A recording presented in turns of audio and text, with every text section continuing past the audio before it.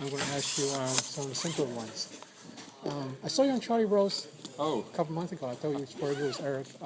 Eric Kandel, yeah. Kandel. I met him also in the past. I also met another Eric who's coming here next week. I hope you'll be there too next week in the same room here next Monday.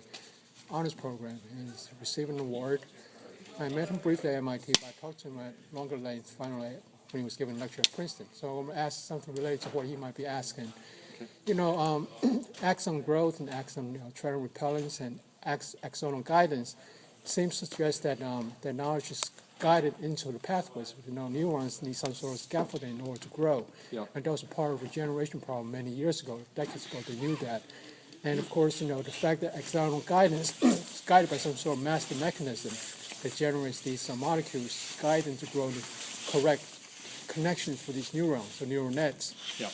It would seem that there's some sort of pre-built-in knowledge. So therefore, in order to study brain, the decade of the brain, as President Bush said before, there are three approaches, I might think. Many people have covered about the nails and the robots, so I'm not going to try to pretend I have better knowledge than they do. I'm going to try some of the more general, larger research questions, fitting for the president of the university. So the 3 points I'm going to ask you to address what have people done in three areas they might. Genetic sequencing to help understand what genetic sequencing is driving these molecules that guide pre-built-in knowledge. And I believe that most of the knowledge is pre-built in because it's very difficult by computer algorithms and a little bit more expertise than brain science.